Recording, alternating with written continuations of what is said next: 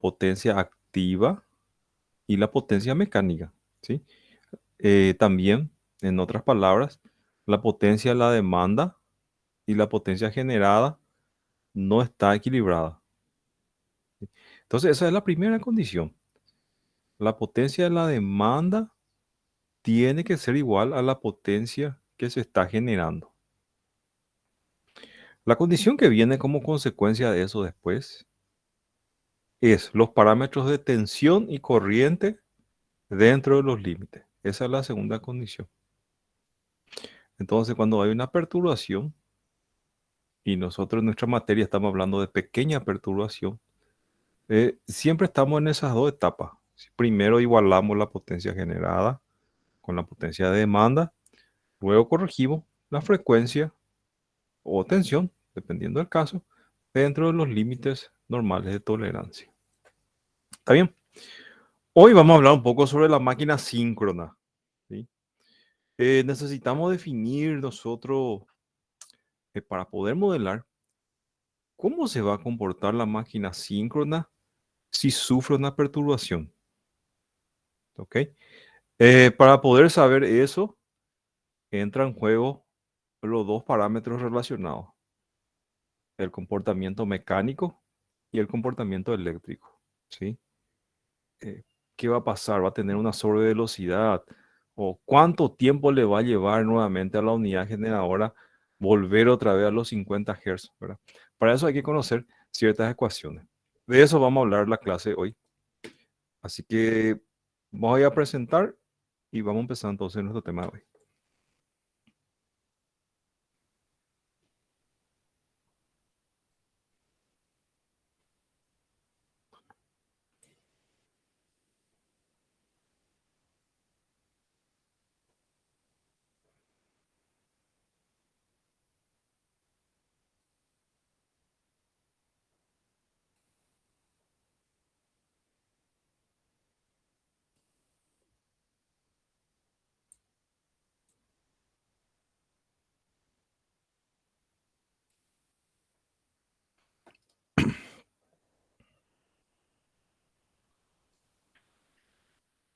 Ecuación de oscilación de la máquina síncrona. Es el tema que nosotros vamos a tocar entonces en nuestra clase de hoy. Vamos a conocer un poquitito acerca de esta ecuación, qué significa y qué es. Bien, esto aquí es de un libro de un autor que habla con relación a la operación de nuestro sistema eléctrico de potencia. ¿Ok? Vamos a marcar algunos aspectos interesantes y vamos a leer un poquitito el texto que nos está dando acá. Nos dice, la operación de los sistemas eléctricos de potencia en los estados estacionarios, que es estado en condición nominal de nuestro sistema de potencia, y el estado dinámico, que es el estado donde hay un desequilibrio, que recién hablamos, del estado de operación normal, se define por el balance de potencia, ¿sí?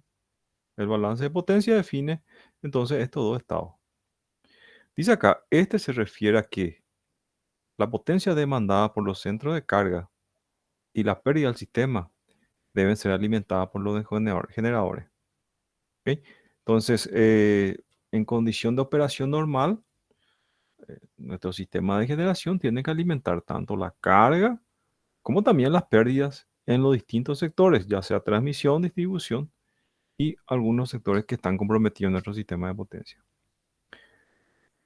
Cuando ocurre un disturbio, ya sea ocasionado por la operación normal del sistema, el cambio en la potencia y la demanda o por una falla del sistema, el balance de energía se ve afectado y las máquinas del sistema oscilan al ganar o perder energía cinética. Entonces acá nos está hablando que hay una oscilación mecánica, ¿sí? En el rotor, ¿verdad? De nuestra unidad generadora. ¿Ok? Entonces, cada vez que hay una perturbación, y acá está hablando de perturbación dinámica, ¿verdad? Cuando hay, por ejemplo, un aumento de demanda o una disminución de demanda, hay una oscilación, entonces, mecánica de nuestra unidad generadora. ¿Qué es lo que acá abajo nos dije, verdad? Pueden ganar o perder energía cinética dependiendo del caso. Si eh, estamos perdiendo demanda o perdiendo carga, entonces tenemos un sobregiro y ganamos energía cinética. Si hay un aumento de demanda, la máquina cae de velocidad y perdemos entonces energía cinética. ¿Ok? Entonces, quedar claro esta parte aquí y entender que cada vez que hay una perturbación, hay una oscilación de nuestra máquina síncrona. Es lo que nos dice acá. Bien, con relación a esa oscilación, como ustedes saben, el sistema de control, cuando hay una oscilación, debemos tener la capacidad de controlar.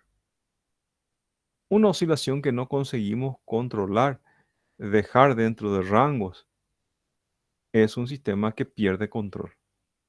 ¿Sí? Se descontrola a nosotros. Acá nos dice, estas oscilaciones pueden ocasionar que las máquinas del sistema pierdan el sincronismo y por lo tanto el sistema se desintegre. ¿Ok? En una unidad generadora que entra en pérdida de sincronismo es algo muy crítico, ¿verdad? Donde se quita el sistema así como está esa unidad generadora, porque si no se quita, va a empezar a comprometer todo nuestro sistema de potencia. Bien, acá nos dice que hay una ecuación, ¿sí?, de oscilación o de balance electromecánico que describe la potencia mecánica, la potencia eléctrica de cada máquina eléctrica rotatoria del sistema. ¿Sí? Dice acá, es por lo anterior la importancia central en el análisis de estabilidad angular del sistema de potencia grande y pequeño disturbio. Bien. Entonces, existe una ecuación que es la ecuación que nosotros vamos a ver hoy, que es la ecuación de oscilación. Y la ecuación de oscilación contempla entonces la potencia mecánica y la potencia eléctrica de nuestra unidad generadora.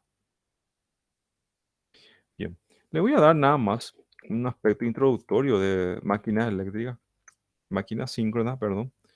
Yo sé que ustedes ya dieron algún materia de máquinas síncronas, así que asumo que conocen muchos conceptos ya de lo que voy a dar. Pero vamos a dar un repaso nada más de introductorio. Bien, con relación a las máquinas síncronas, tenemos dos modelos. La máquina de polos salientes y de polos lisos. Aquí en la figura, ustedes ven en la figura B, que está aquí, esta es la máquina de polos lisos. ¿Sí? Fíjense que el entrehierro que ustedes están viendo acá, entre el estator y el rotor, es constante. ¿Sí? Es un entrehierro constante. Luego tenemos las máquinas de polos salientes, ¿sí?, que ya tenemos geométricamente un rotor distinto. Fíjense que tenemos acá, esta es una máquina de 4 polos y el flujo del entrehierro ya no es constante. Si ustedes pueden ver aquí la distancia que hay entre la bobina que está induciendo y el entrehierro es mayor con relación a este lado que está aquí. Entonces, tenemos dos unidades generadoras, polo liso y polo saliente. Ok. Tenemos algunas imágenes acá.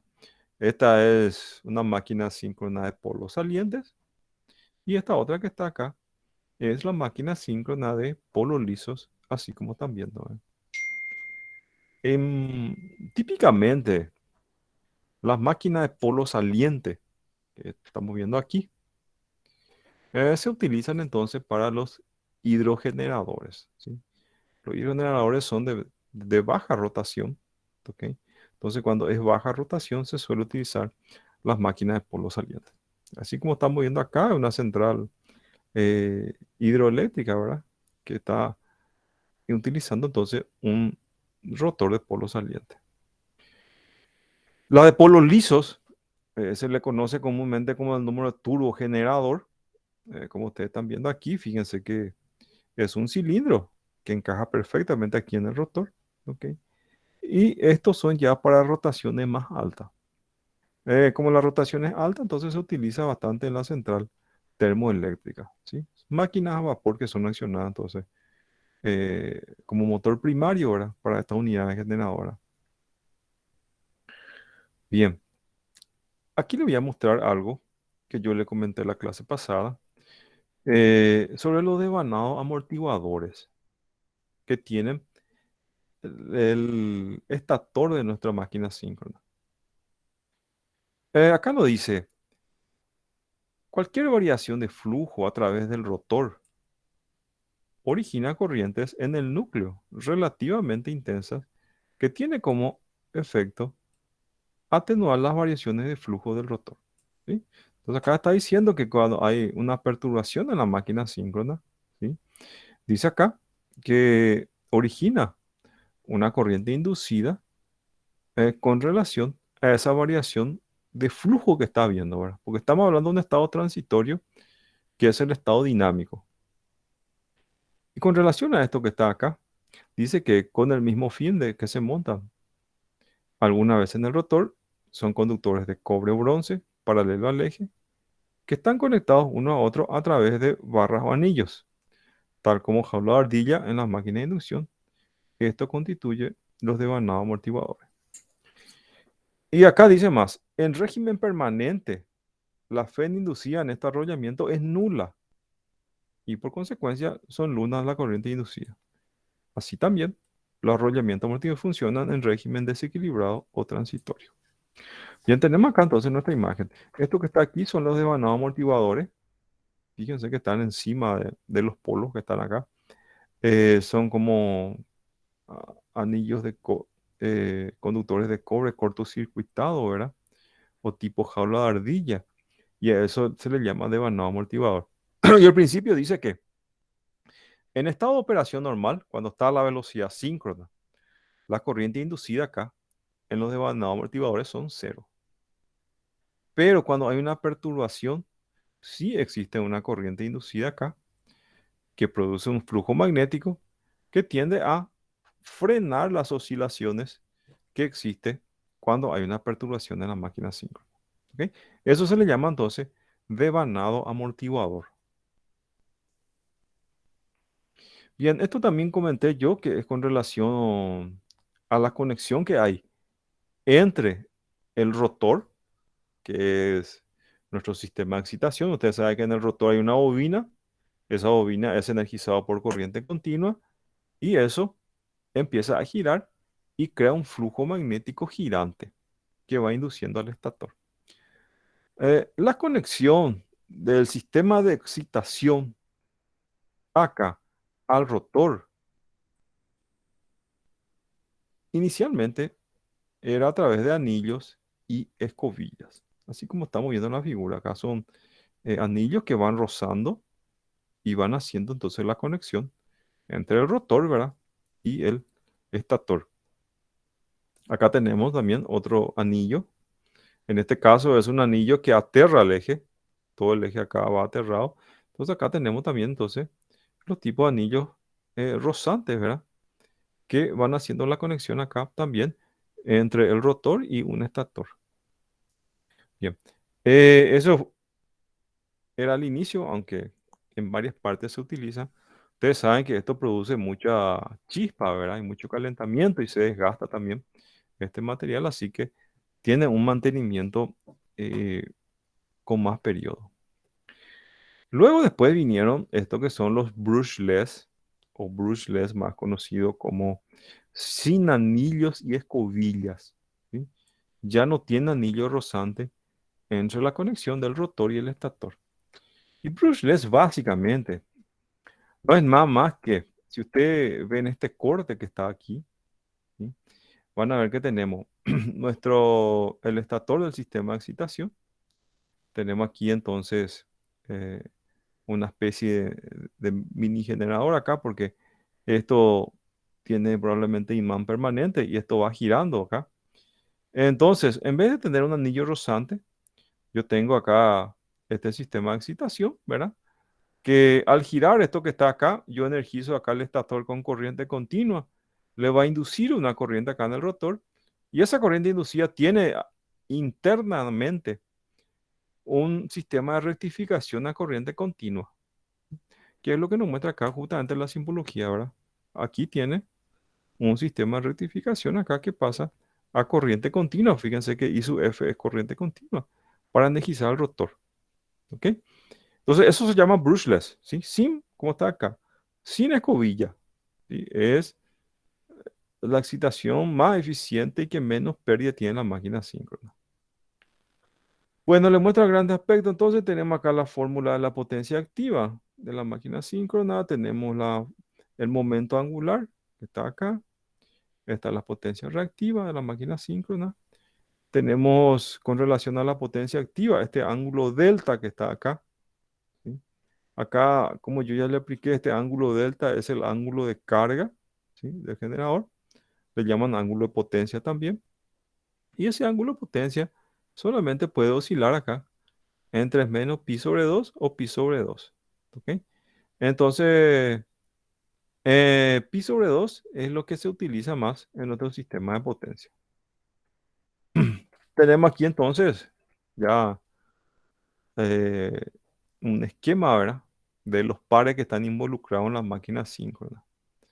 Este es el torque mecánico, como ustedes están viendo aquí.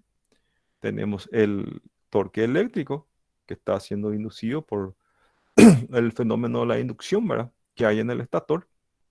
Y tenemos acá el coeficiente de amortiguamiento T sub D, que ustedes ven aquí. Este T sub D es por el devanado amortiguador que recién yo les mostré. Bien, entonces, la ecuación que relaciona acá todos los pares eh, son el par mecánico, que en este caso, por el formato que está acá, es una turbina a vapor, ¿verdad? El par mecánico que está generando, menos el par eléctrico, que es el par que está acá, que está siendo inducido en el estator, y menos el par del devanado amortiguador, que está aquí. ¿Ok? Eso sería la ecuación. Y la primera ecuación básica, entonces, dentro de nuestra máquina síncrona. Bien, esto ustedes seguramente ya conocen, que es la curva de capacidad o curva de operación, donde puede trabajar entonces nuestra máquina síncrona. ¿Se acuerdan que nosotros dijimos, tenemos que devolverle al estado normal de operación nuestro sistema de potencia y nuestro sistema de generación tiene que asumir esa carga, pero tiene que asumir dentro de su limitación? ¿Hasta dónde él puede asumir toda esa demanda que aumentó?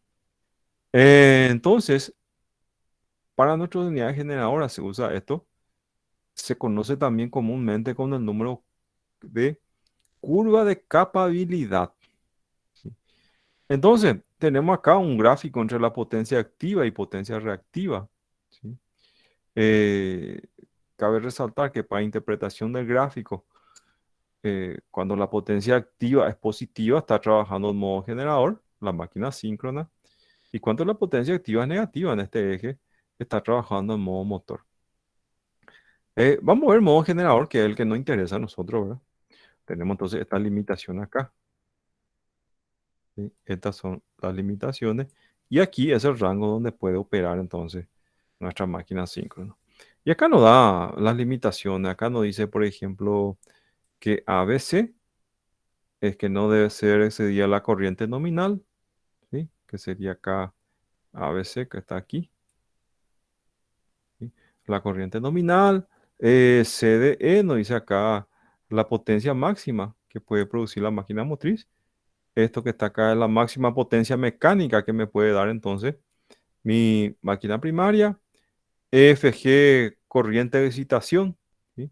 Sería esta parte que está acá, EF para nosotros. Máxima corriente de excitación, porque si la excitación es muy alta, también se sobrecalienta nuestra máquina, ¿verdad? Después tenemos acá GHA, máximo valor de carga. GHA, está acá, GHA. Entonces sería carga en caso motor.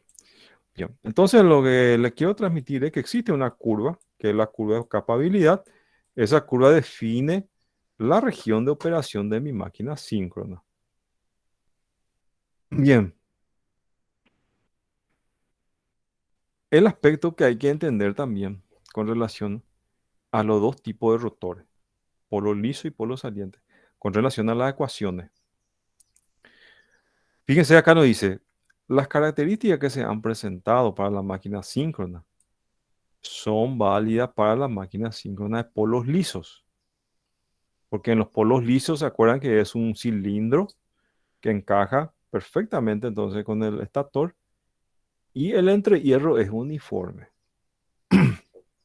Por eso dice acá, también dominada máquina de rotor cilíndrico. Con relación a los polos salientes, cambia la cuestión.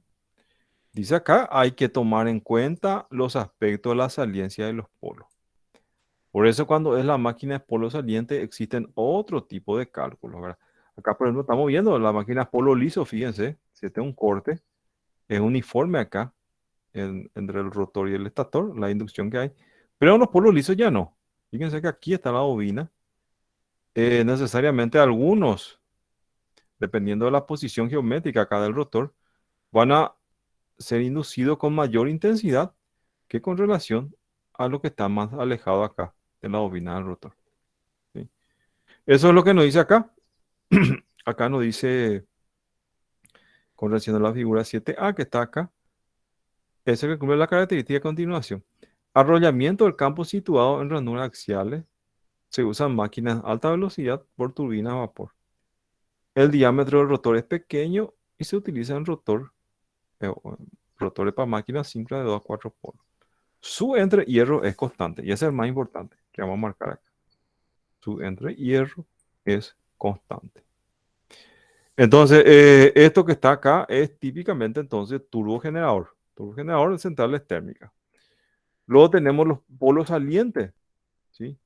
Como dice acá, máquinas accionadas por turbina hidráulica, velocidad más baja acá.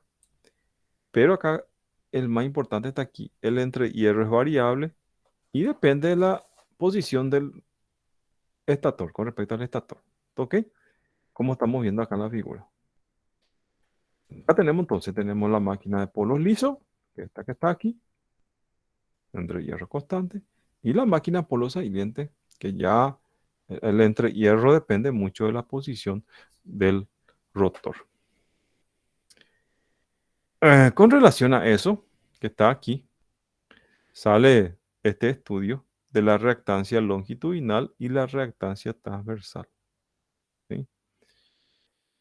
Con relación a este flujo X sub S, y X sub S dice que es la reactancia de la máquina síncrona, ¿verdad? Como dice acá, correspondiente reactancia X sub S es independiente de la posición entre el rotor y la fuerza magnetomotriz producida por el campo inducido. ¿Ok? Esto que está acá, X sub S, entonces, es considerando el entrehierro constante, así como la máquina de polo liso. Por eso, cuando es la máquina de polo saliente, ya se tiene que, o se divide este X sub S, la reactancia síncrona, en dos reactancias. La reactancia KX sub D y la otra reactancia que es la reactancia X sub Q. Y dos reactancias inducidas. Entonces tenemos acá el eje D, el eje Q, como está aquí. Ambos están girando, ¿verdad? Realmente. Le llaman reactancia longitudinal X sub D y el otro es reactancia transversal X sub Q. Esto entonces se aplica para el análisis de las máquinas de polo saliente. ¿Sí?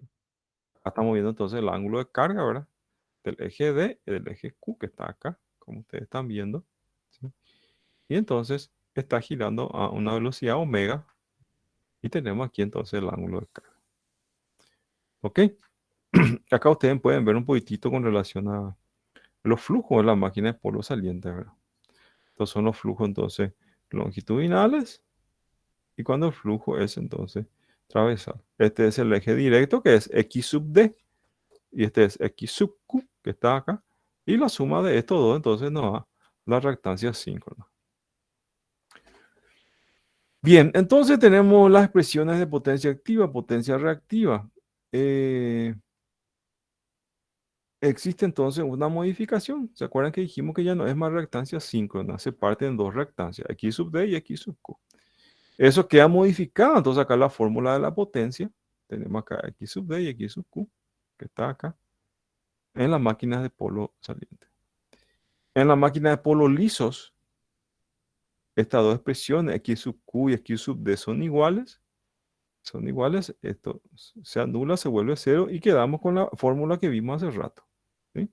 Esto que está acá considera las dos reactancias, entonces, para hacer el análisis más correcto en la máquina de polo saliente. ¿Ok? Aquí tenemos la fórmula clásica, entonces, que usamos. Cabe resaltar entonces que esta fórmula contempla un entrehierro constante y una distribución de flujo que da el rotor uniforme a lo largo de todo nuestro estator. Bien, esto es un aspecto entonces introductorio acerca de la máquina síncrona, o sea, conceptos que tenemos que entender para poder llegar entonces a nuestra ecuación. Bien, vamos a entrar entonces en una primera parte ahora, que es una parte de la física. Como dice el título, revisión de la mecánica de los cuerpos rotatorios. Algunas fórmulas eh, físicas que nosotros conocemos entonces sobre los cuerpos que están girando, o movimiento circular también le llamamos en física a esto nosotros que está acá. Acá nos dice el comentario: para encontrar la ecuación de balance electromecánico del rotor de las máquinas eléctricas, es necesario hacer una revisión de las leyes mecánicas para los cuerpos rotatorios, ¿sí? Entonces, en esta parte nada más vamos a repasar entonces algunas leyes mecánicas para los cuerpos que giran, ¿verdad? O cuerpos rotatorios. Eso es lo que vamos a hacer aquí. Bueno, empezamos entonces nuestro repaso de la mecánica de cuerpos rotatorios. Como ustedes saben, al radián que está acá, tenemos un sector circular aquí, un radio R, un sector circular S acá y un ángulo θ. Acá dice que se define como el ángulo θ, que está acá, con referencia a un arco circular con centro en el vértice del ángulo, como el cociente del largo S y el radio R. Entonces, la unidad de medida radián o un radián es una relación entonces entre el arco circular S que está aquí y el radio R, ¿sí? A esa razón entonces se le conoce acá como un radián, ¿sí? Entre el sector circular y el radio R. ¿Ok? Entonces, esta es una unidad de medida de ángulo que vamos a utilizar o se utiliza mucho entonces en los sistemas rotatorios, en la mecánica de sistemas rotatorios. Bien, ¿se acuerdan ustedes de la física que con relación a la velocidad, ¿verdad? En este caso estamos usando ángulo cuando es lineal y se desplaza a una distancia x con relación a la velocidad, ¿verdad? ¿Se acuerdan que la fórmula era diferencial x sobre diferencial t? ¿Sí? Variación de distancia con relación al tiempo. Bien, como nosotros queremos la velocidad que gira o la velocidad que empieza a girar, es entonces la derivada de nuestro ángulo que está en radianes que vimos recién, nuestro ángulo θ. Entonces la fórmula acá nos dice que la derivada acá de θ, ¿sí? Como está acá, es igual entonces a la velocidad angular. Un poquito aquí. Ok. Bien. Entonces, la primera derivada del ángulo es entonces velocidad angular, velocidad de giro. Aceleración angular, ¿sí? Y sabemos que la aceleración es la derivada de la velocidad con relación al tiempo. Acá representa la aceleración angular, entonces, con alfa sub m. ¿Ok? Entonces estamos viendo acá un movimiento circular. Está girando aquí con una velocidad omega sub m. ¿Sí? Y también esto puede acelerarse, ¿verdad? Esa aceleración de este cuerpo que está acá le llama entonces con el número alfa sub m. ¿Sí? Alfa sub m es la aceleración angular. En la fórmula acá, entonces, aceleración es la derivada de la velocidad. Está aquí. Derivamos entonces acá y esto nos da la doble derivada de θ. ¿Sí? Entonces, la doble derivada de θ, que es nuestro ángulo, nos da entonces la aceleración angular dentro de un sistema rotatorio. Ok. Seguimos entonces acá, tenemos la velocidad tangencial B, que está aquí. La velocidad tangencial B es igual a R por la velocidad de rotación omega sub m, ¿sí? Que es la velocidad que está girando acá. La ecuación clásica. Tenemos el arco SR por tita y la aceleración tangencial, que es la aceleración que está acá, que es R por alfa sub m. Me va a quedar R por la doble derivada entonces de tita, ¿sí? El radio acá por la aceleración angular, entonces me da la aceleración A que está aquí. Bueno, sabemos nosotros que por la ley de Newton y la segunda ley decía que la fuerza es igual a la masa por la aceleración. Esto es lo que decía entonces la segunda ley de Newton. Acá lo dice partícula de masa delta sub m de un cuerpo rotatorio. Tenemos entonces un delta sub m acá que está girando alrededor aquí de este eje. Este sería el eje de rotación, como estamos viendo acá. Dice acá que esta variación de masa delta sub m, la fuerza que se requiere para acelerarle, está aquí. Dice que es igual a la aceleración A por la masa delta sub m, así como es la fórmula de la segunda ley de Newton. La aceleración por la masa entonces delta sub m. Nosotros sabemos hace rato, deducimos que la aceleración es R por alfa sub m. Sería entonces acá esto R radio y alfa sub m sería la aceleración angular. ¿Ok? Entonces tenemos acá la fuerza que es radio aceleración angular por delta sub m, así como tenemos acá.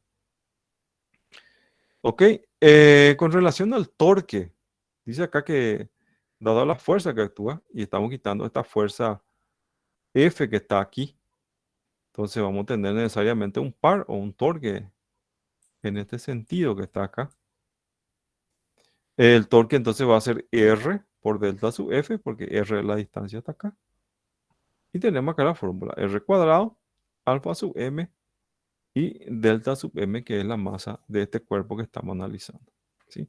Definimos entonces la fórmula de la fuerza para girar esta masa delta sub M y del torque delta sub T acá para así girar esta masa.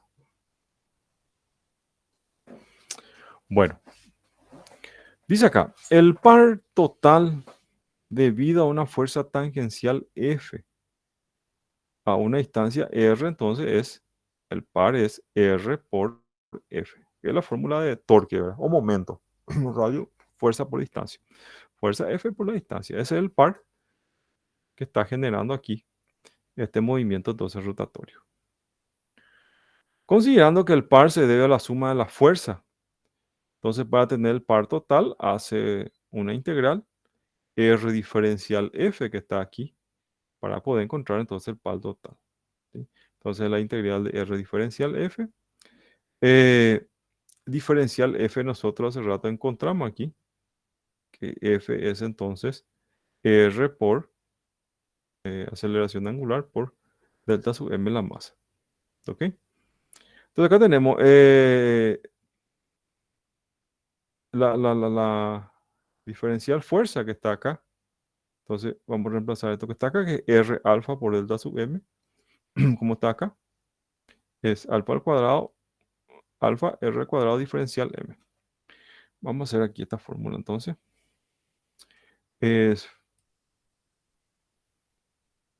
Va a ser igual entonces R.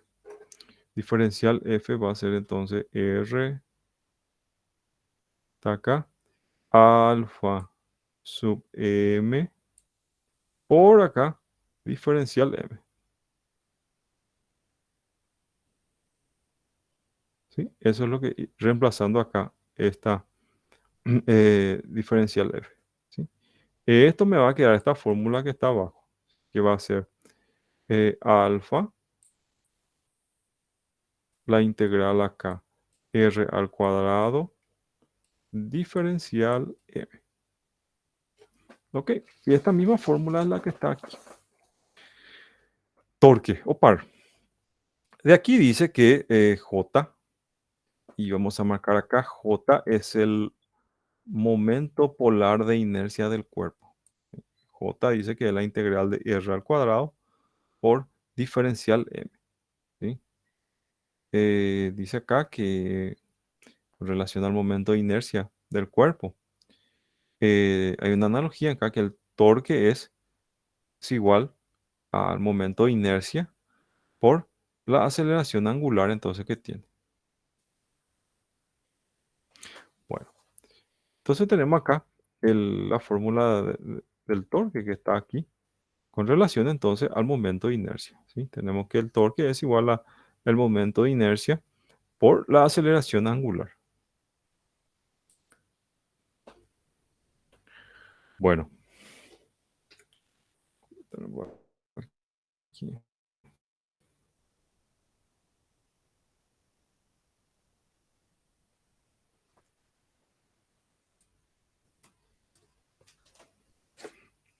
Bien. Ahora vamos a ver el momento polar de inercia. La densidad que está aquí es igual entonces a masa dividido el volumen. Teniendo en cuenta esta relación acá, dice que delta sub m, ¿sí? O igual diferencial m, si despejamos acá, es igual entonces a la densidad por el diferencial v. ¿Sí? Esto es lo que nos dice entonces aquí nuestra fórmula. Donde dice que delta sub m, que esto está viendo acá, este elemento bastante pequeño, delta sub m, es un elemento o un volumen infinitesimal.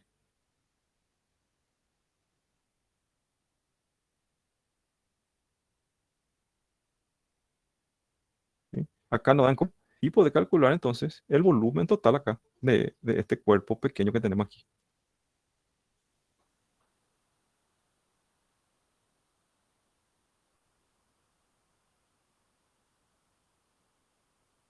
Ordenada cilíndrica aquí. Acá me dice con esta relación se aplica un cilindro uniforme, θ es constante, R es constante y Z es constante. Entonces, considerando esa constante que están acá, tenemos acá la fórmula del momento de inercia. J densidad, R a la cuarta, Z. Z es entonces el espesor acá de esto, dividido 2. Esta sería entonces la fórmula del momento de inercia. ¿Ok? Luego hallamos la masa total del cilindro, que es, ¿se acuerdan que acá teníamos la fórmula? Entonces, si yo quiero hallar diferencial m, tengo que hacer la integral acá. Es lo que hizo acá, hizo la integral de p diferencial b. ¿Sí? Eso hizo acá en coordenada cilíndrica también, para poder hallar. Bueno, realizando esta operación que está aquí, esta integral triple, le salió que la masa es pi densidad r cuadrado por z. ¿Sí? Teniendo en cuenta esto que está aquí, sabemos entonces que el momento de inercia es igual a esta fórmula que está aquí. ¿Ok? Entonces tenemos acá la fórmula total del momento de inercia, que es un medio masa por el radio al cuadrado. Bueno, seguimos entonces con nuestra fórmula.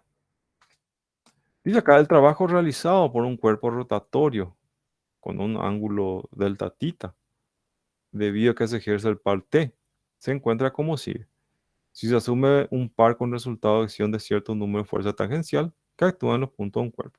Entonces, eh, tenemos muchos torques en un mismo cuerpo, porque están girando. ¿Se acuerdan que el torque depende de fuerza por distancia? ¿Sí? Entonces, en distintos radios van a haber distintos torques. Por eso dice acá que el torque total es la suma de todas las fuerzas por distancia que tenemos entonces dentro de nuestra masa que está girando. ¿Sí? A cada fuerza de acción a través de un arco, que es delta S, es igual a R por delta tita.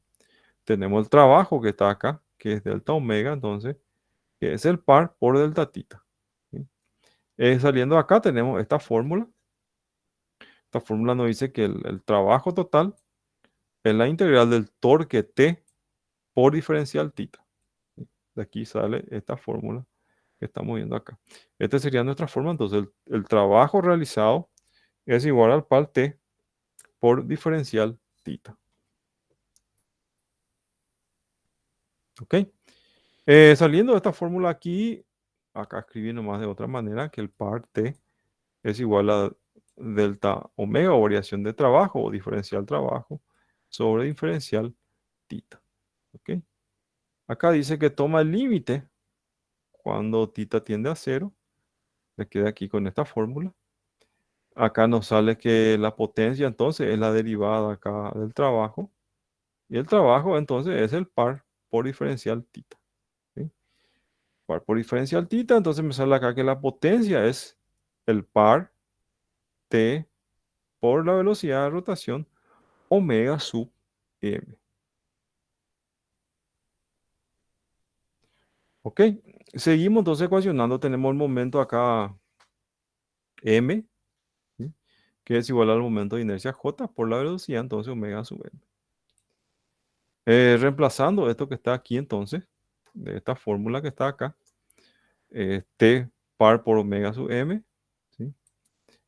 Omega sub m, como está acá, sería igual entonces a m sobre j, como está aquí.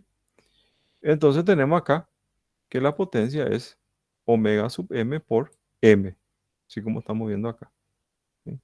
Entonces el momento que está acá va a ser igual a p sobre el ángulo, o la aceleración, perdón, alfa sub m.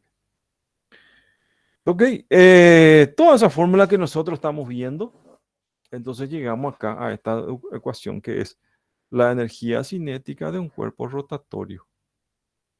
La energía cinética entonces de un cuerpo que está girando es igual a un medio, el momento de inercia, por la velocidad de rotación omega sub m al cuadrado. O un medio por el momento m por omega sub m. ¿Sí? Esta sería la fórmula entonces de la energía cinética de un cuerpo entonces que está girando. Bueno, aquí entonces vimos lo que está relacionado a todas las ecuaciones de un movimiento circular. ¿Sí? Todo eso es un repaso nada más de un cuerpo que está en movimiento circular.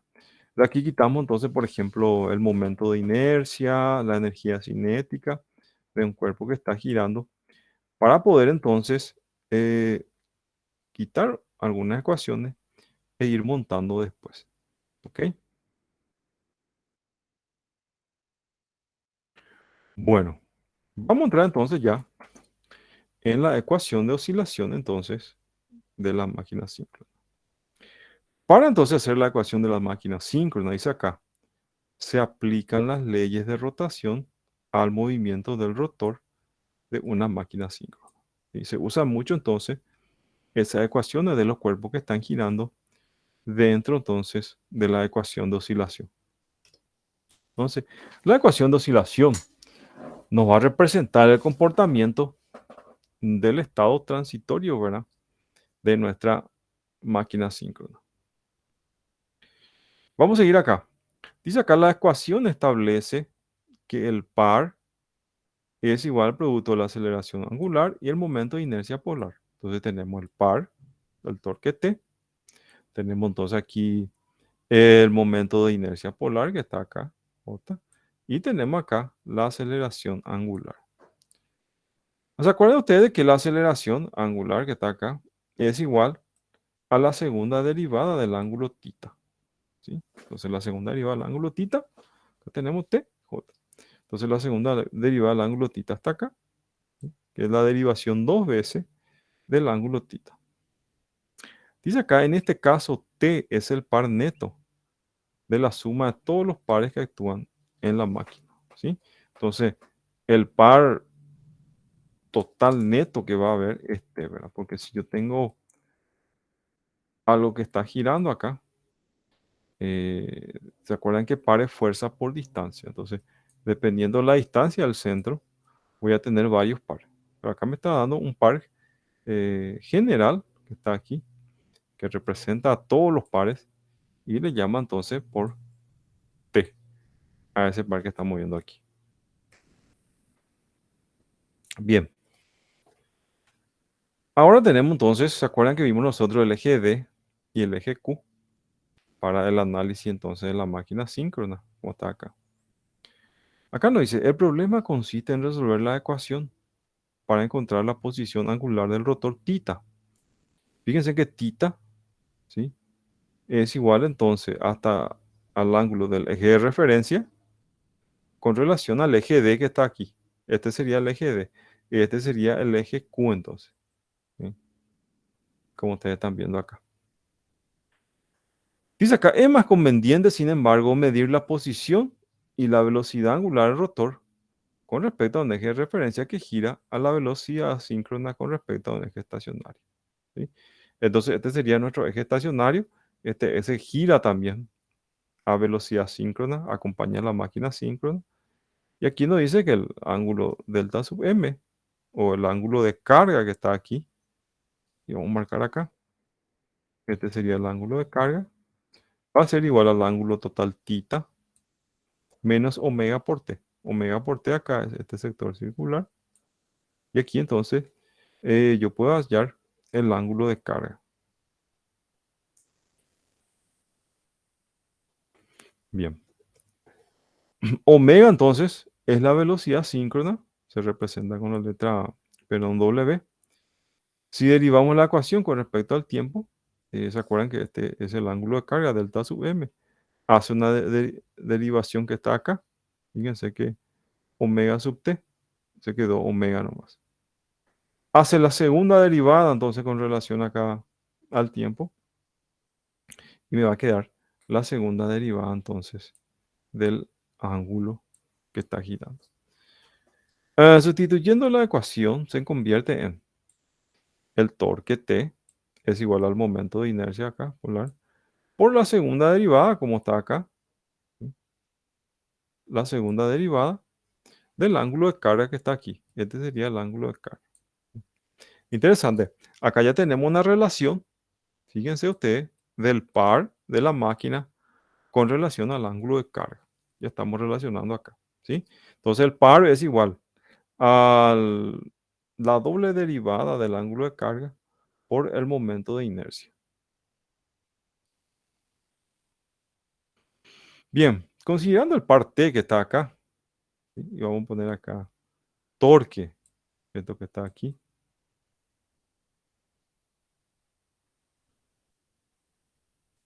Vamos a volver a nuestra ecuación entonces de la máquina 5.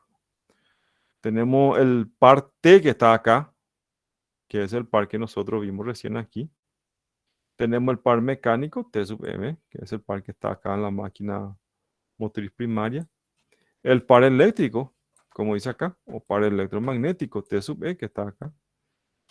Como yo le expliqué la pasada, siempre es en sentido opuesto al par mecánico que está girando. Por el fenómeno que dice, se opone a la causa que lo produce. Por eso es contrario. Tenemos entonces acá la representación del coeficiente de amortiguamiento.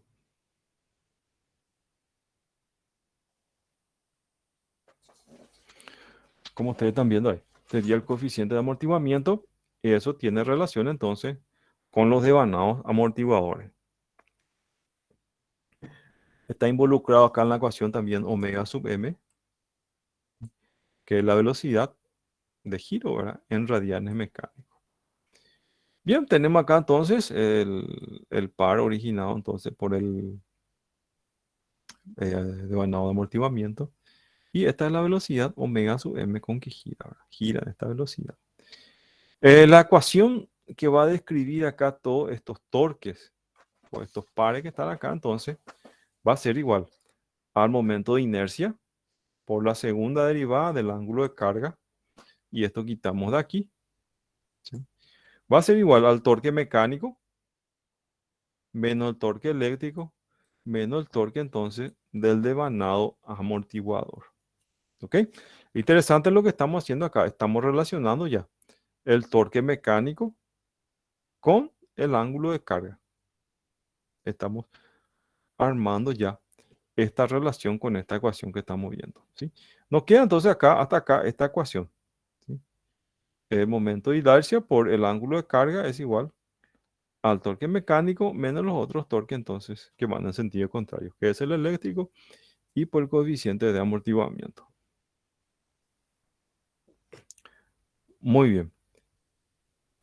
Típicamente, para fines de estudio, fines de simulación, se suele suprimir acá, para fines de estudio, este torque de devanado de amortiguamiento, ¿sí? Ustedes saben que el torque de devanado de amortiguamiento, cuando la máquina está en operación nominal, es cero. No hay torque por devanado de amortiguamiento. Esto solamente entra cuando hay un estado dinámico, ¿sí? Y es un estado transitorio, entonces, con que la máquina quiere llegar a la condición nominal. Ahí sí existe este par del devanado amortiguamiento. ¿Y se acuerdan que nosotros leímos recién? ¿Se acuerdan donde decía que cuando la máquina está operando en condición nominal, la corriente y la inducción que hay en el devanado de amortiguamiento es nula, es cero? Solamente ocurre esa inducción en los devanados de amortiguamiento cuando hay un desbalance, ¿verdad?, entre la potencia activa demandada y potencia activa generada. En ese transcurso surge entonces este parte sub D. Vamos a ver qué nos dice aquí, para entender un poquito. Nos dice acá, la turbina produce el par T sub M, que es el par mecánico, en la dirección de rotación. Entonces sería el primer par T sub M. A este par se opone, además del par de amortiguamiento mencionado antes, el par electromagnético T sub E, ¿sí?, que es este par que está acá. Dice que este es creado físicamente por la interacción de los campos magnéticos rotor y estator. Ambos pares T sub M y T sub E se consideran positivos cuando la máquina síncrona funciona como generador. Cuando esta máquina funciona como motor, los pares se consideran negativos. Cuando el par total es positivo, produce aceleración del rotor, por lo tanto es llamado también par de aceleración. ¿Ok? Tenemos entonces acá la fórmula que estamos relacionados, el torque acelerante con el torque mecánico eléctrico. Ustedes saben que en estado de condición nominal, ese par se hace cero, ¿sí? Se vuelve cero. Al despreciar T sub D, el par de aceleración es la diferencia entre el par mecánico y el par electromagnético, ¿sí? Este sería el par de aceleración, ¿sí? Quiere decir que el torque que va a empezar a acelerar cuando la potencia o el torque mecánico sea distinto acá al torque eléctrico. Acá nos dice, lo que nosotros estamos diciendo ya, en estado estacionario, esta diferencia es cero, por lo tanto no hay aceleración, ¿sí? Entonces, cuando estamos cubriendo la demanda y si es igual la potencia demandada con la potencia generada, entonces este par que está acá se hace cero entonces. Bien. Durante los disturbios del tipo considerado en estudio de estabilidad transitoria, sin embargo, la diferencia existe y hay una aceleración donde esa aceleración depende del par positivo o negativo. Bueno, tenemos entonces el torque acelerante, que es el torque mecánico menos el torque eléctrico. Muy bien. Tenemos entonces hasta acá la ecuación que define al par, el par acelerante o el par de frenos, dependiendo de la condición que está nuestra máquina síncrona. ¿Ok? Cabe resaltar y repito nuevamente esto. Esto que está acá, en condición de operación normal de nuestro sistema de potencia, es cero, ¿sí? Se hace cero esto que está acá. Solamente toma valor cuando hay una condición dinámica y la máquina va o acelerar o frenar. Ahí entra en juego este torque acelerante. Bueno, vimos entonces algunas condiciones con relación a eh, la ecuación que relaciona entonces acá el momento de inercia, el ángulo de carga y el torque. Ya que conocemos eso, entonces acá pasamos más y estamos viendo que el torque acelerante es debido entonces a esa diferencia entre el torque mecánico y torque eléctrico. Bien, como siempre les digo y decimos hace rato, típicamente estas formulaciones son para los rotores de polo liso que tienen el entrehierro constante. ¿Cuándo? Es otra máquina que está acá. Debemos saber los números de polo de la máquina también entonces. Acá lo dice, hasta ahora hemos considerado solamente máquinas de dos polos. ¿Sí? Solamente máquinas de dos polos consideramos en los cálculos que estamos diciendo. En realidad, las unidades tienen muchos números de polos. ¿Sí? Como trabajan a baja rotación, entonces tienen que tener muchos polos para poder hacer la inducción. ¿Ok? Aquí tenemos entonces los grados eléctricos, el- la distancia acá entre polos que estamos teniendo aquí. Entonces, para poder compensar una máquina que tiene más de dos polos y para poder ecuacionar, también montar su ecuación, acá hacemos lo siguiente. La diferencia entre un ángulo, ¿sí? Y es este ángulo que está acá de un pedazo de ángulo, todo el que está aquí. Le podemos llamar tita acá. ¿Están viendo? La diferencia entre un ángulo delta y un ángulo delta sub m acá, que es 180 sobre 360 sobre P. ¿Sí? De aquí se quita todo ese que el ángulo de carga es la cantidad de polos o pared de polos dividido 2, ¿sí? Por entonces el ángulo de carga delta sub m acá. Bien. Dice acá, donde P es el número de polos, derivando esta presión se encuentra en realidad entre la velocidad angular mecánica y la eléctrica. Tenemos acá entonces la velocidad entonces angular mecánica, que es el número de polos sobre 2 que está aquí, por entonces omega sub m.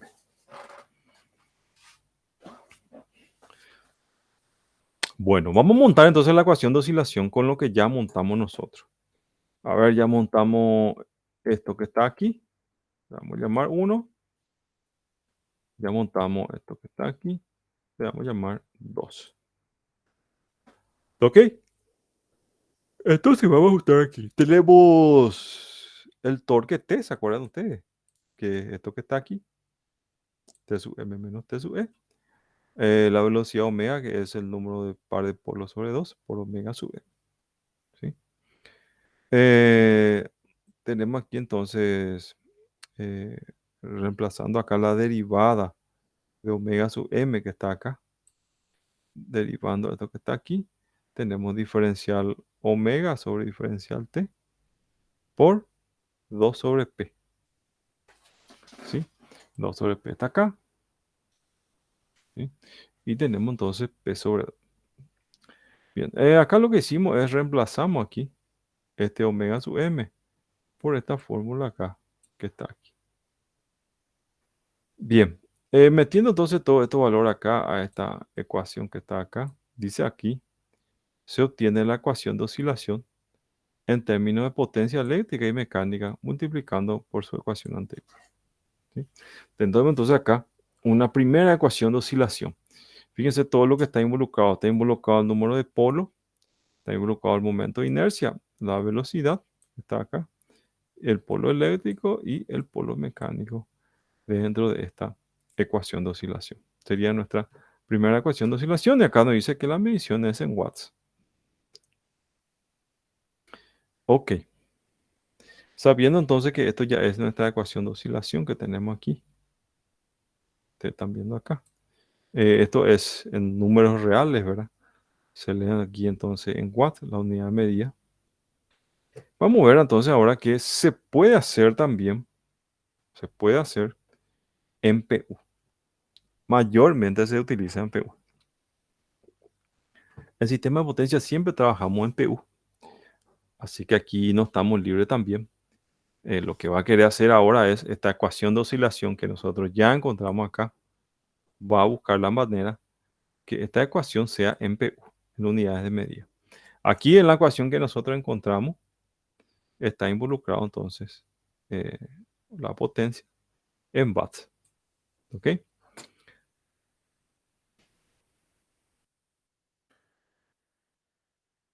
Este es un parámetro muy importante que se le conoce como la constante de inercia H. ¿Sí? Dice acá, una constante que ha probado ser muy útil es denotada por H. Es igual a la energía cinética a la velocidad nominal dividida entre la potencia aparente de la máquina. ¿Sí? Y acá nos da la fórmula de H. Nos dice energía almacenada en megajoules, potencia nominal aparente en MVA. ¿Sí? Entonces, la potencia aparente de la máquina y la energía almacenada entonces también de nuestra máquina. Acá nos dice que esto se deduce de la energía cinética del rotor. ¿Se acuerdan que nosotros encontramos ya esta fórmula acá cuando hablamos de la energía cinética? Es esta que está aquí, la energía cinética entonces del rotor. Esta fórmula que está acá, vamos a llevarlo acá. Esa energía que está ahí, cinética, es igual a un medio m, que es el momento que vimos hace rato, por omega sub cero. ¿Sí? Acá me dice, si V sub m es la potencia nominal aparente de la máquina, entonces tenemos acá que h es igual a un medio, el momento de inercia, por la velocidad omega sub cero sobre s sub v. Acá ya tenemos en Joule sobre Volamper. Bueno, vamos a mejorar esta ecuación que está acá para poder trabajar por ella entonces y hallar una relación entre la constante de inercia h y entonces la otra variable. Es muy importante acá porque esta constante de inercia depende mucho de la geometría y de la masa del rotor. Y esta constante de inercia nos ayuda a saber si va a haber oscilación electromecánica, ¿sí? O si vamos a necesitar de más tiempo para llevar entonces nuestro sistema de potencia a la operación nominal. Seguimos entonces, tenemos H aquí, ¿sí? J acá, un medio, J omega sub 0 M sobre S sub Bn. ¿Ok? Dice acá, la constante definida por la ecuación está repartida en la potencia base de la máquina. Para referir la potencia base del sistema, hacemos el siguiente cambio de base. ¿Ok? Hacen acá un cambio de base con la finalidad que esto entre en PU. Quieren hacer en PU. ¿Sí? Haciendo el cambio de base, entonces tenemos acá H, un medio momento de inercia, omega sub m0 sobre S sub p. Entonces, esta cuestión que está aquí ya está contemplada entonces en PU. Ya se puede utilizar en PU, sabiendo acá que la ecuación aquí ya está disponible. Ok, ¿cómo se hace el cálculo de la constante de inercia entonces? Que depende mucho del tipo de material del rotor, fundamentalmente. Ok, me dice que el momento de inercia se mide en kilogramos por metro cuadrado. ¿Sí? Dice acá que omega m sub 0, la velocidad nominal en radianes por segundo. ¿Sí? ¿Cómo está aquí? Entonces tenemos acá en la constante de inercia, fíjense la variable que están involucradas. Tenemos acá la constante de inercia, ¿sí? Omega sub m0 que está acá. ¿Sí? Sería la velocidad en radianes por segundo, velocidad mecánica. Y ese sub b que sería entonces acá. Para realizar el cambio de base que hicimos hace rato acá. ¿Sí? Bueno, haciendo estos cambios que están aquí, eh, metemos aquí los valores para 60 Hz que está aquí y nos da esta ecuación que está acá. 5,48 por 10 a la menos 9 JRPM al cuadrado sobre S sub B.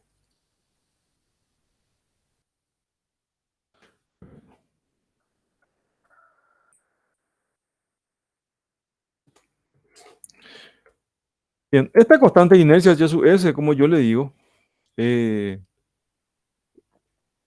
cumple el papel de saber el tiempo de reacción. Acá lo dice, fíjense, valores típicos de la constante de inercia H para unidades térmicas hidráulicas. Entonces, es una máquina de dos polos que está aquí, termoeléctrica. Entonces, es más o menos 2,5 a 6 acá, la constante de inercia. Si es 1800 RPM, una velocidad un poco menor que está acá, pero más cantidad de polo, entonces acá está entre 4 y 10 el valor de H sub S, ¿sí? Entonces H sub S depende también, o depende, pero principalmente del motor primario, ¿verdad? O del motor primario que va a ser acoplado al generador. Y la unidad hidráulica de 2 a 4,0. Estos serían entonces los valores típicos de H que utilizamos entonces en la ecuación de oscilación, ¿sí? Entonces, la constante de inercia es algo que se utiliza muchísimo para poder hacer los cálculos entonces en sistema de potencia. Bueno, sabemos entonces ya esto sobre los paramortiguamientos y la constante H tenemos entonces en PU. Vamos a ver un poquitito algunos dispositivos con relación a que están en nuestra máquina síncrona. Primero tenemos el par de amortiguamiento, que ya comentamos un poquitito hace rato. Ya sabemos entonces que en el estado estacionario ese par es cero. Solamente cuando hay una operación dinámica aparece este par de amortiguamiento. Durante un transitorio, otros pares eléctricos extraños son desarrollados en una máquina síncrona. El componente más rápido que está asociado con los desvanados de amortiguamiento. Mientras estos pares síncronos son usualmente pequeños en magnitud, a su efecto de estabilidad no pueden ser significantes. Los efectos más importantes son los siguientes. Sí. Vamos a ver entonces los efectos más importantes del par de amortiguamiento. Me está hablando ahora de la secuencia positiva. Es el resultado de la interacción entre el flujo de la secuencia positiva del entrehierro y los devanados del rotor. Particularmente los devanados de amortiguamiento.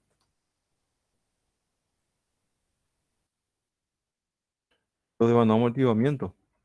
En general, este efecto es beneficioso ya que tiende a reducir la magnitud de oscilación de la máquina, especialmente después de la primera oscilación. Y eso vamos a marcar, ¿sí? Entonces dice que esto es beneficioso, reduce la oscilación de la máquina, especialmente después de la primera oscilación, ¿sí? Bien, esto sería el amortiguamiento de secuencia positiva, ¿verdad? Que es el par de amortiguamiento. Tenemos la secuencia negativa también.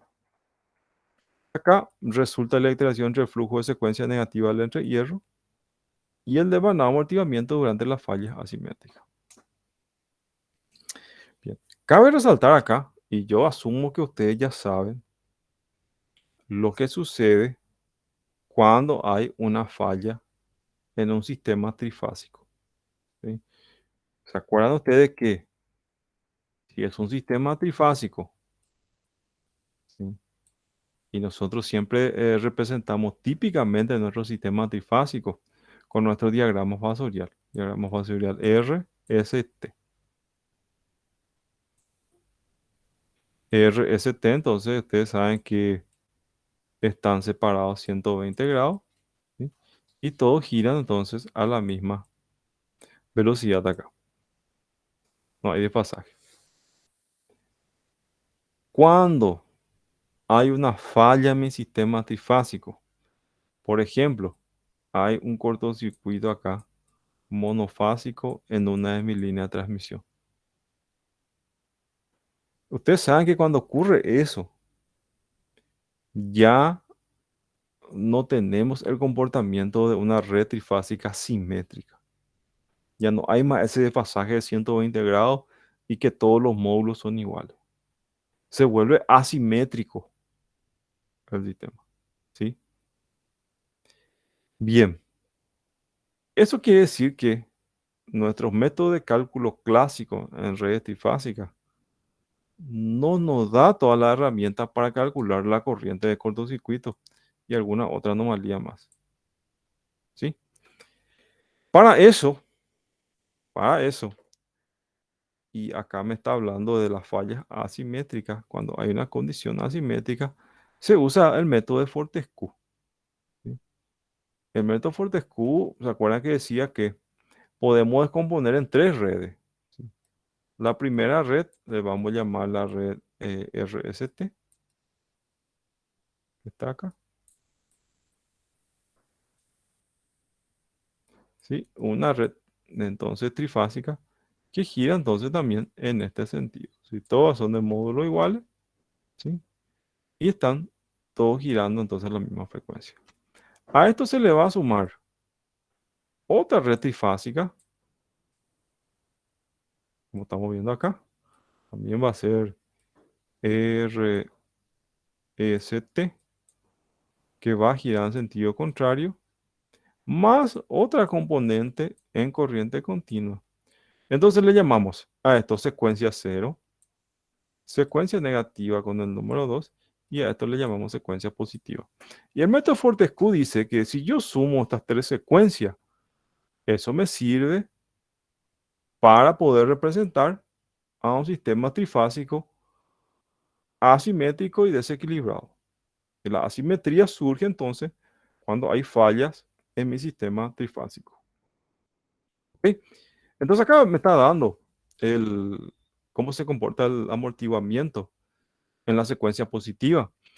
Suponiendo que hay una falla en la máquina, una falla que dejó asimétrica mi sistema. Puede ser un cortocircuito, eh, ya sea trifásico, monofásico o bifásico.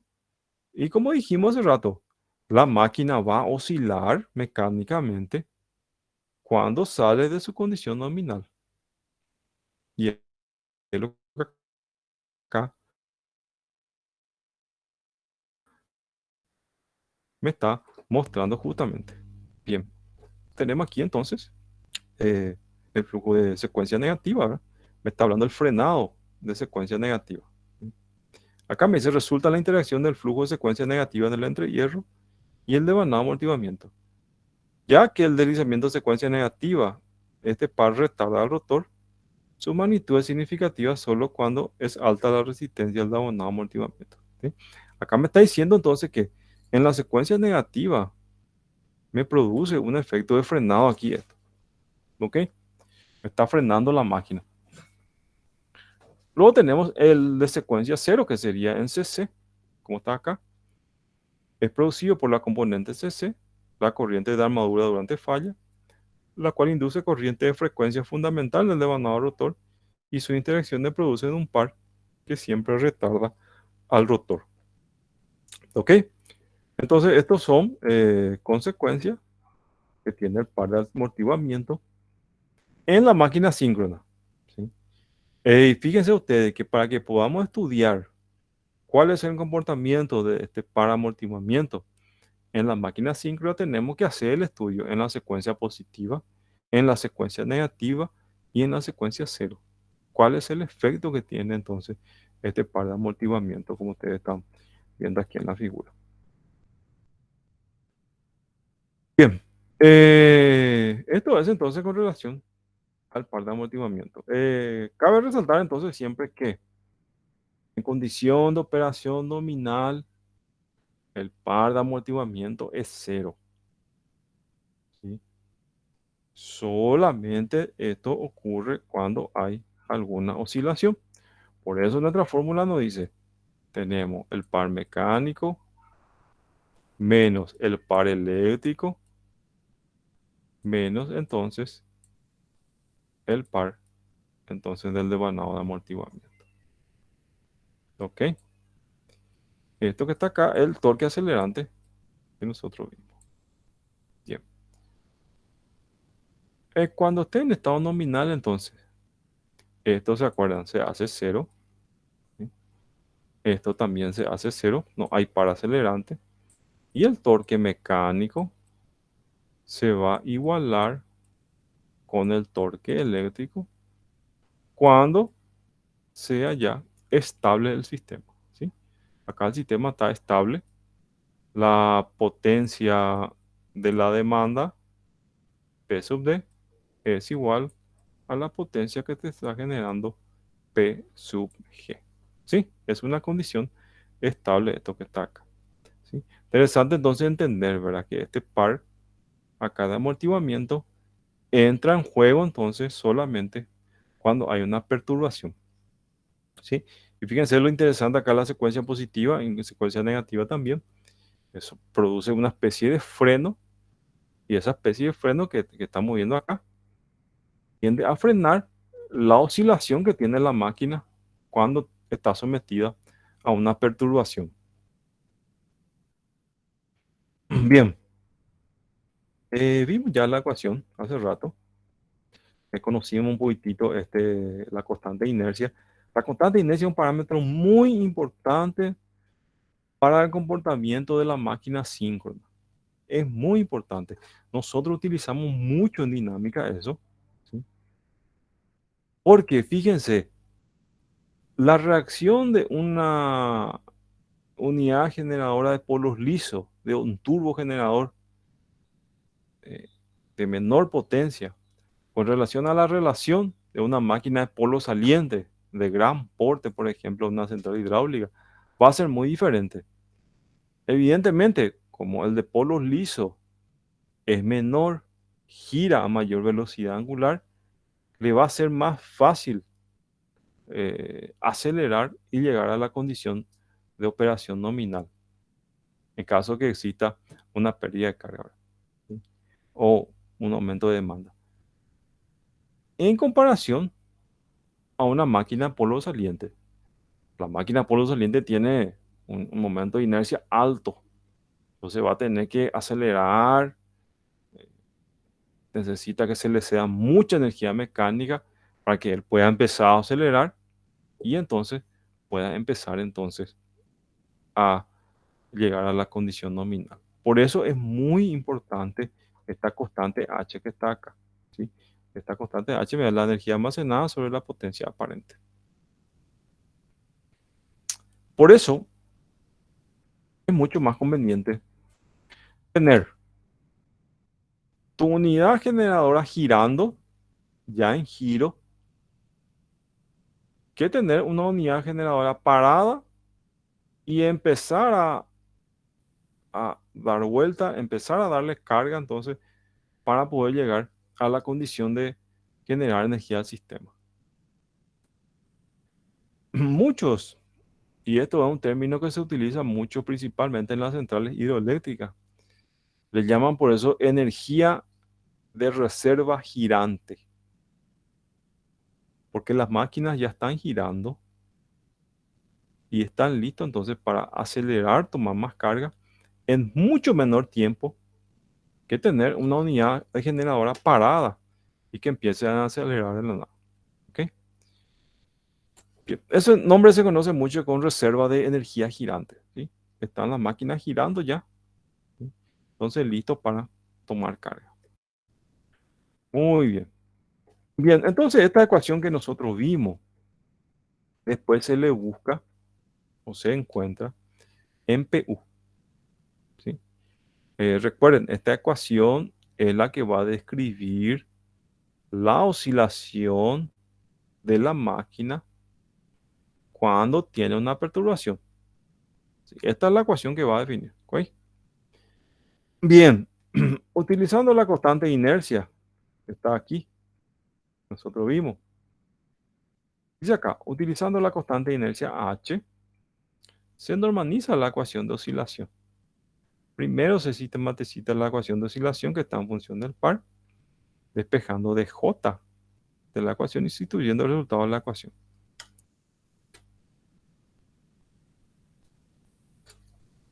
Bueno, tenemos aquí entonces, estamos sustituyendo acá J por este resultado que está acá, 2HS sub B por omega sub 0.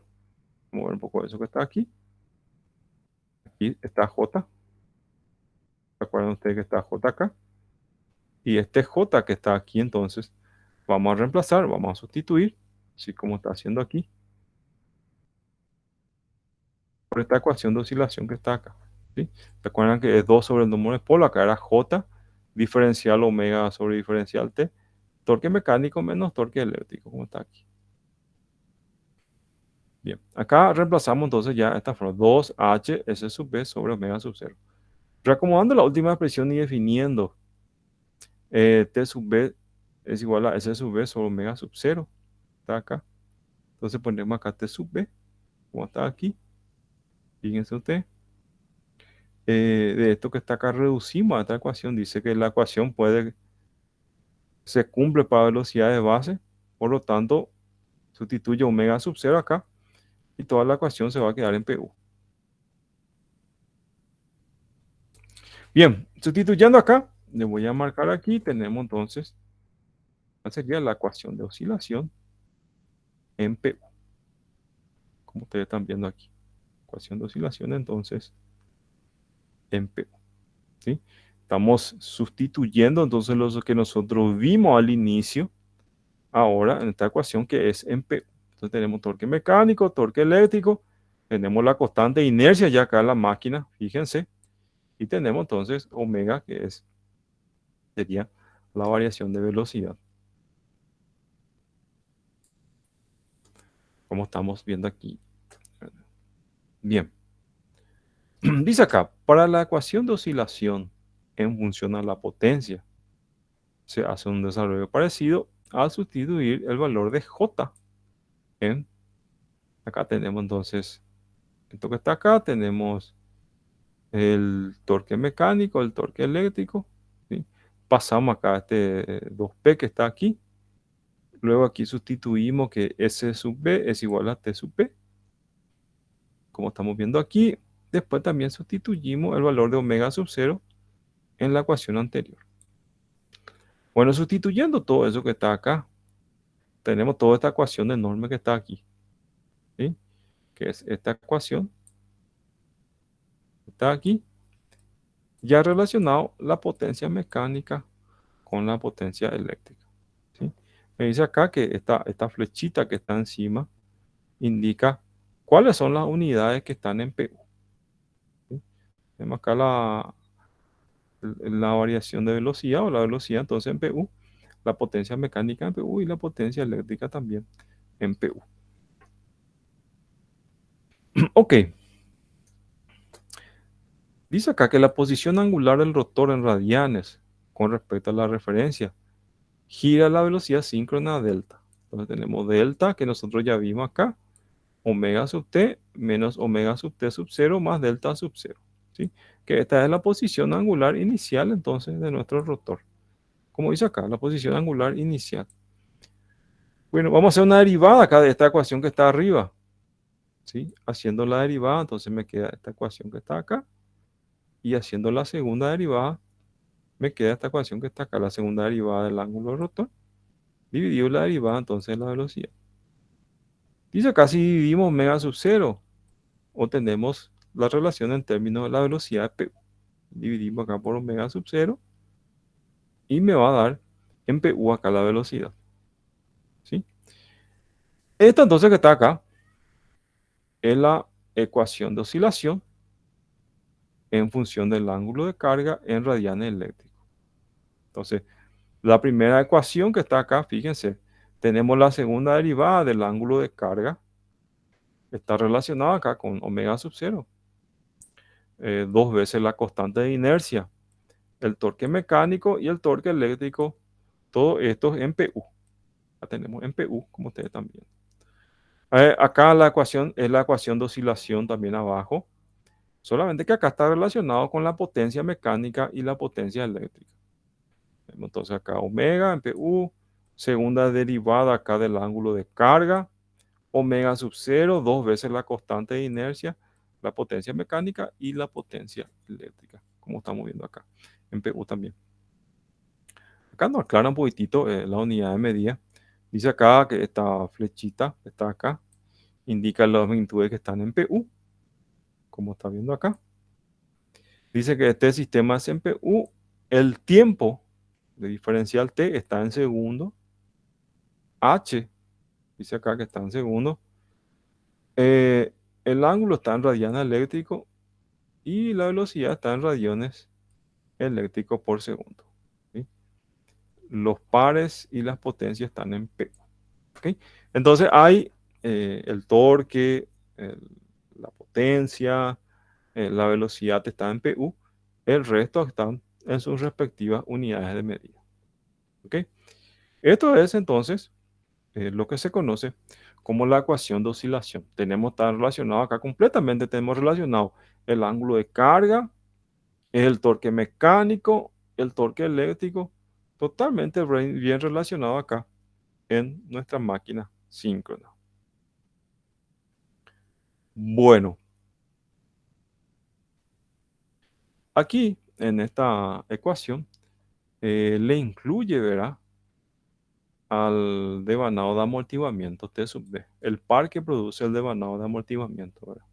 Entonces, si consideramos entonces el par que se produce en devanado de amortiguamiento, esto sería la condición transitoria. Tenemos acá entonces D omega sub 0 menos omega sub 0.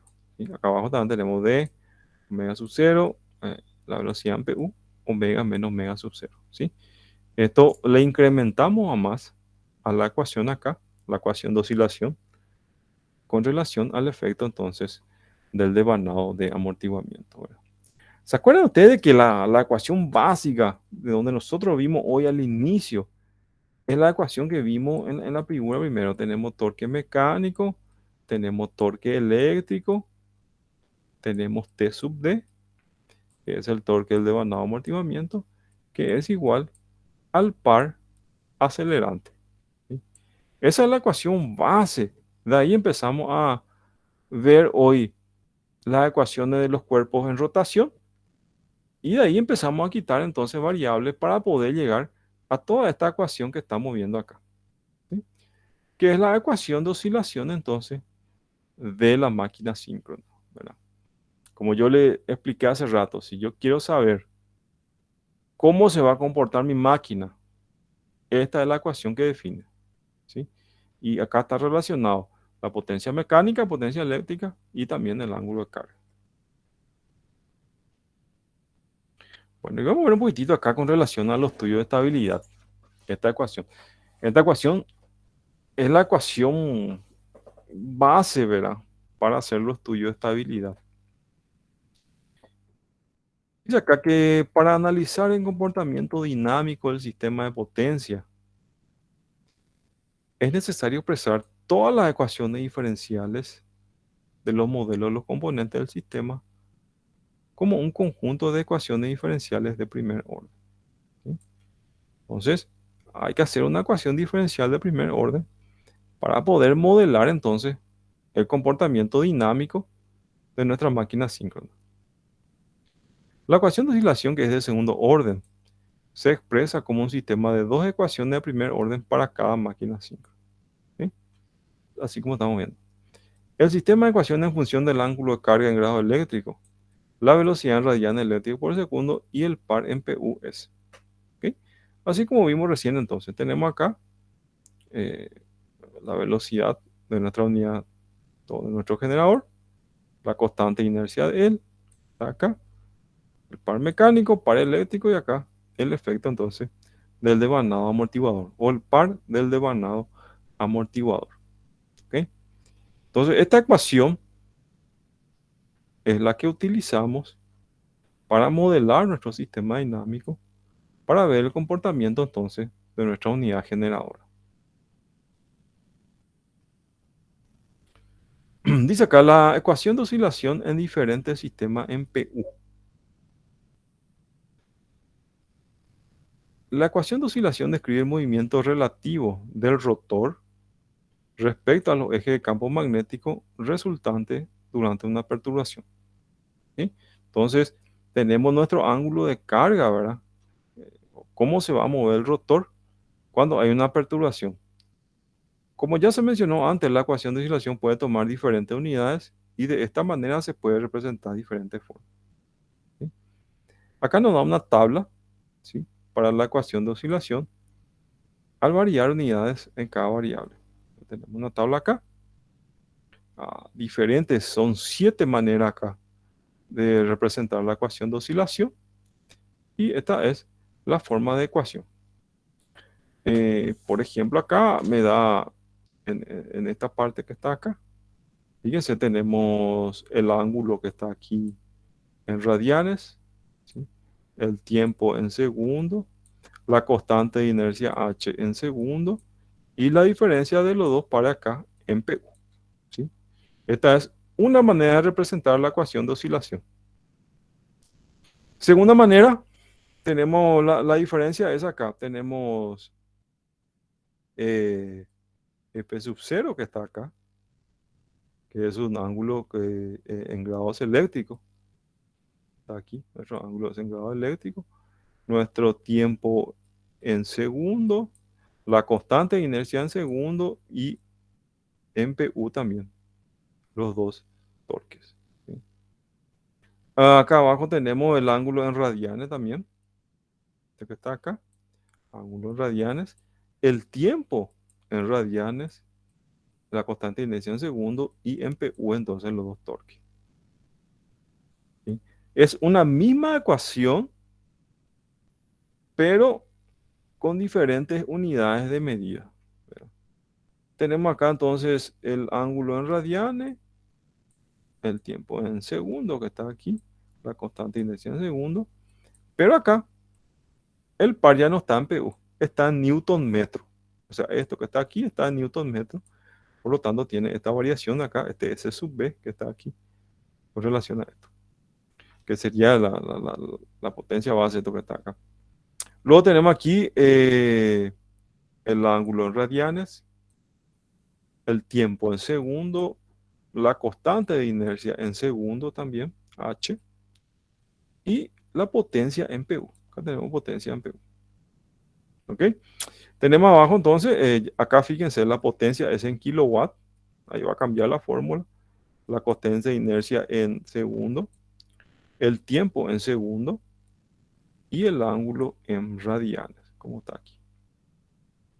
Tenemos abajo la séptima forma que nos está mostrando acá, en kilowatt entonces, la potencia mecánica. La constante de inercia H en segundo, el tiempo en segundo y en grado eléctrico el ángulo de acá. ¿Ok?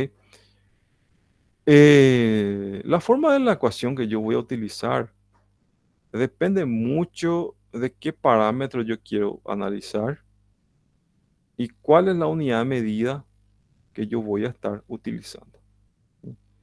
Entonces, a esta ecuación se le conoce como la ecuación de oscilación, ¿sí? Normalmente se trabaja en PU, ¿sí? Porque en el sistema de potencia trabajamos mucho en PU. La potencia mecánica, entonces, en PU que está acá. ¿Sí? Entonces yo puedo saber entonces su comportamiento, ¿verdad? Como le dije hace rato, por ejemplo, una unidad generadora de una central térmica, eh, ¿cuál es el tiempo de su respuesta, verdad? En caso que exista una perturbación. Entonces, lo que me va a describir acá es la ecuación de oscilación de la máquina, ¿sí? Para poder hacer ese análisis de estudio. Entonces, estas ecuaciones que nosotros vimos hoy son las ecuaciones de oscilación de la máquina síncrona.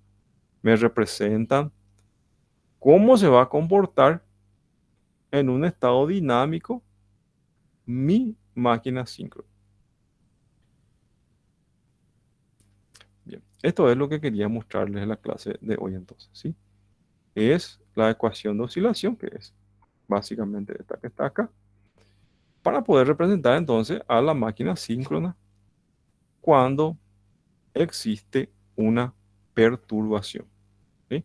Nosotros vimos hoy la deducción, ¿verdad? Desde la ecuación base hasta la ecuación de los movimientos giratorios, cómo se hizo para llegar a esta ecuación que está acá, que es la ecuación de oscilación de la máquina síncrona, ¿sí? Esto es muy importante, ustedes como ingenieros que van a trabajar en sistemas de potencia, hay que conocer, ¿verdad? Esta ecuación, hay que entender un poquitito las variables que están relacionadas, ¿sí? para poder entonces modelar, ¿sí? Esta tabla nueva que yo le mostré es esa misma ecuación, pero con diferentes unidades de medida. Nada más que eso es lo que nos está mostrando acá esta tabla, ¿sí? Es la misma ecuación, dependiendo de la unidad de medida que ustedes están trabajando, ustedes toman entonces la ecuación.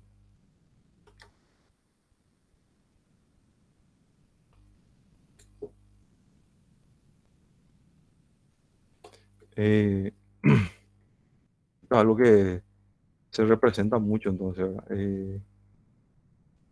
Si yo quiero saber el comportamiento de una unidad generadora, entonces yo puedo entonces simular con esta ecuación de oscilación. A esto se le conoce entonces como ecuación de oscilación de la máquina síncrona. ¿Se acuerdan que la vez pasada nosotros habíamos visto que tenemos que modelar todos los componentes de nuestro sistema de potencia? Tenemos que modelar nuestra unidad generadora, tenemos que modelar nuestra línea de transmisión y nuestro sistema de distribución. Entonces, esto que está acá hace parte entonces de la modelación de nuestra unidad generadora. El sistema dinámico está muy relacionado con el comportamiento de nuestra unidad generadora, ¿sí? Nuestro sistema de control de nuestra unidad generadora nos va a facilitar una respuesta estable o inestable cuando tenemos una perturbación, ¿sí? Así que es muy importante conocer la máquina síncrona y conocer los modelos de control de nuestra máquina síncrona. Bien, ¿alguna pregunta con relación a la clase de hoy? La finalidad es que conozcan que existe la ecuación de oscilación de la máquina síncrona. ¿Sí? Entender un poquitito qué es la ecuación de oscilación. Yo le mostré la deducción total, de dónde salió desde un inicio hasta llegar a la ecuación final, ¿verdad? ¿Sí? Entonces, entender un poquitito eso, ¿verdad? Entender qué representa la ecuación de oscilación de la máquina síncrona, ¿ok? Y cuáles son las variables que están involucradas. Como ustedes vieron, está involucrada el ángulo de carga, la constante de inercia, la potencia mecánica, la potencia eléctrica. Todo eso tiene relación con relación a la ecuación de oscilación de la máquina síncrona. Esa era la finalidad de la clase de hoy, que conozcan que existe esa ecuación y en sistema de potencia se utiliza bastante eso que está aquí, ya sea para análisis dinámico o para análisis de estabilidad transitorio en sistema de potencia. Yo me tengo una consulta. Adelante, Andrés, te escucho.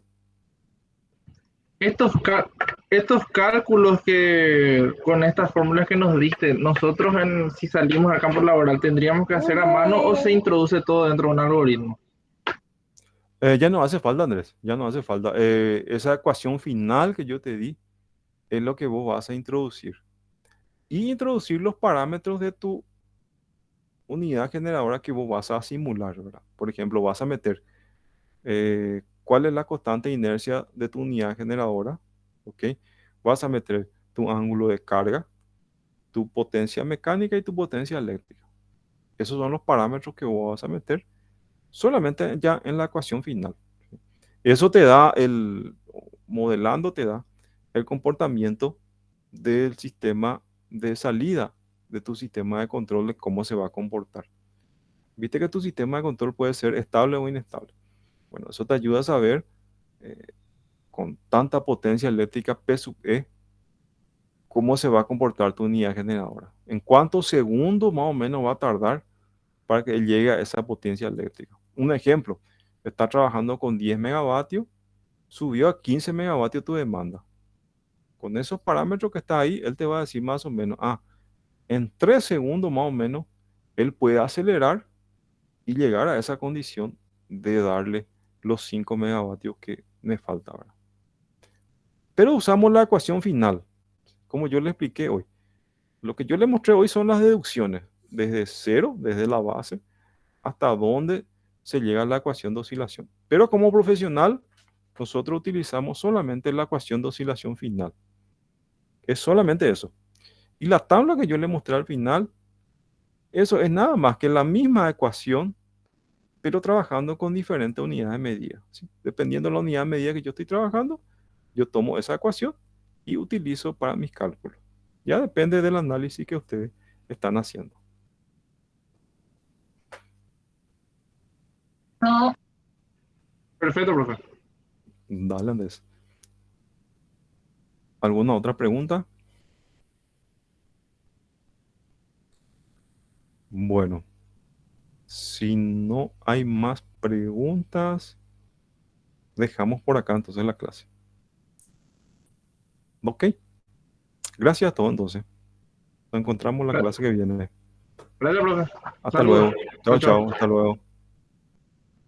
Hasta luego. Chao, chao.